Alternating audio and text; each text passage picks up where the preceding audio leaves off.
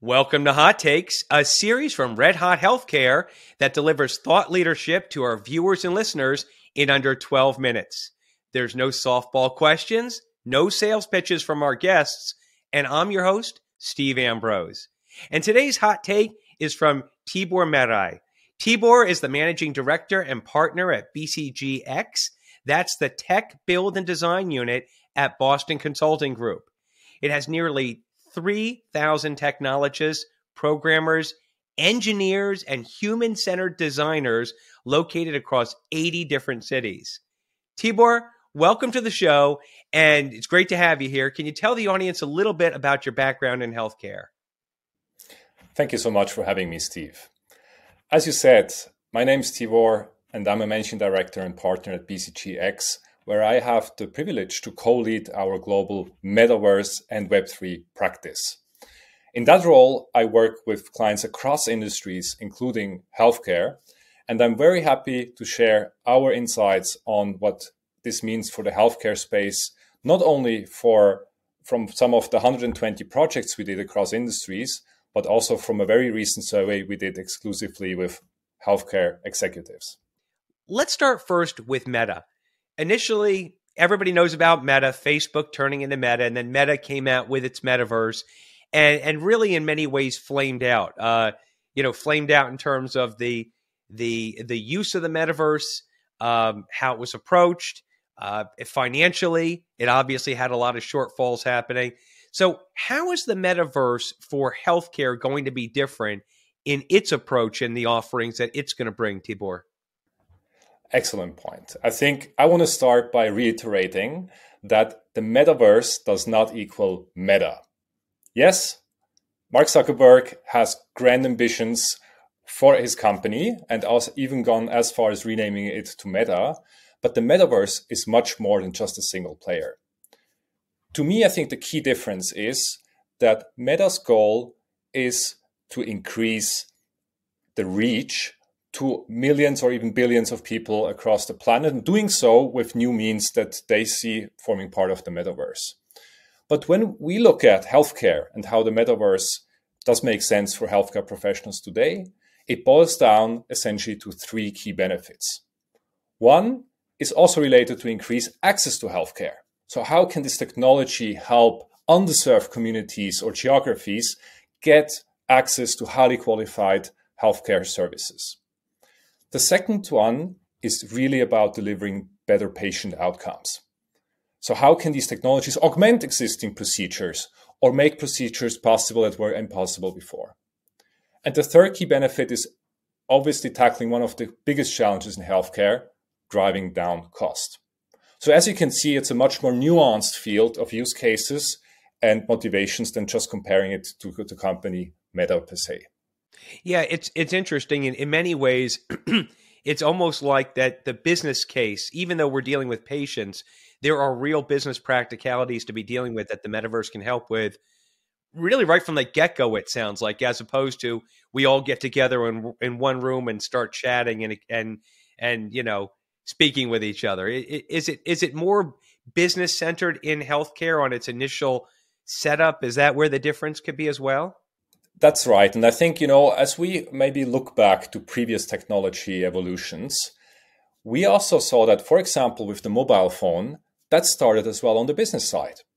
And why was that? It was because the early mobile phones, the Motorola bricks that some of us were carrying around, they were being used by business people first. And the reason for that was that those were high friction technologies where you had to look for the use cases where the value add outweighed that friction. And we see that only once then the price and the ergonomics of those devices start to improve, that then also the mass adoption started with the mobile phone, which then became the smartphone and had its iPhone moment in 2007. And the same thing is happening now in healthcare. You could very much say that, for example, the topic of VR headsets have the same drawbacks that, let's say, the early mobile phones had. And so we have now a setting where we see pockets, but very real pockets of high ROI, where you can today already deploy these technologies. And as the technology matures and costs come down, that's where we would expect mass adoption also within healthcare and on the patient side happening more widespread. You know, you bring up ROI. That's a great segue into our next question here that I'm going to ask. And that is, when we look at healthcare companies, life science companies, providers, insurance companies, digital health companies, when we look at companies investing in the metaverse today, where do you see the strongest ROI cases coming out of the gate? Excellent question. And that was also one of the key questions we asked in our global Metaverse in Healthcare survey. And I think on a general level, there are three core use cases that stick out. One is certainly improved training. And we have heard stories of, for example, surgeons training on virtual bodies before having to cut an actual body, and also other means how you can really drive home better training results using immersive technologies. The second key area is, in general, better quality of care. Augmenting existing care, for example, in psychological care and therapy, or also in ophthalmology. There's a broad range of different treatments that can be augmented by these technologies.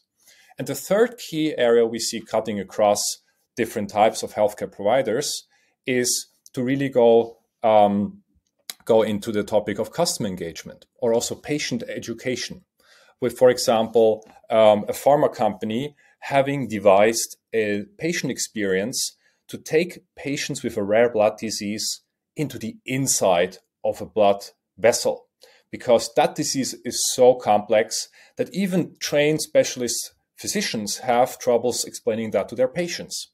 But once you are inside that, and I had the privilege to be inside that blood vessel, you see really how your disease works. There's the leukocyte, there's the thrombocyte, here is the enzyme. This is how the treatment is working. And for the first time, these patients can really understand what is wrong with them and also how that specific therapy will help them. Here in the States, we're getting a bigger surge more than ever in what we would call consumerism. Patients that are more empowered with it than ever before about not only their own healthcare, but choices in healthcare. It's no longer the doctor says and they do.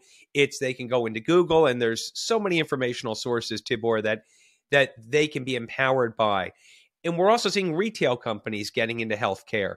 Like the traditional players are there, the hospitals, the health systems, but we have new companies coming in that were never set up for healthcare before, and now they're making inroads. Where do you see the metaverse playing a role in this sort of tectonic ground shift that we're seeing in the way that patients are being more empowered, more consumeristic, and maybe how traditional players in healthcare are ceding to new entrants like I mentioned? This is a very big question, obviously. And I think what we also see happening with the metaverse is oftentimes also an acceleration of existing trends, like you were mentioning, of general digital health or consumerism hitting healthcare as well.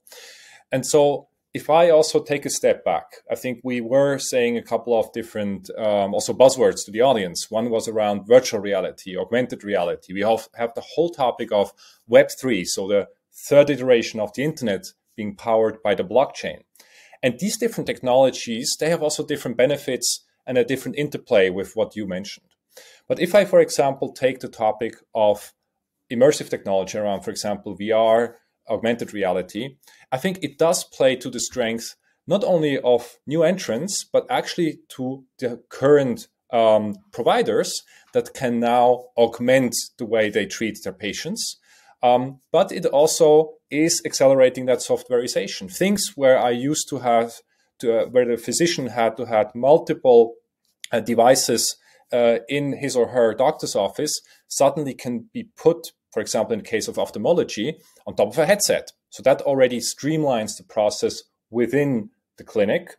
And from that, it is a very short jump to say, maybe at some point, I get the headset shipped to my home.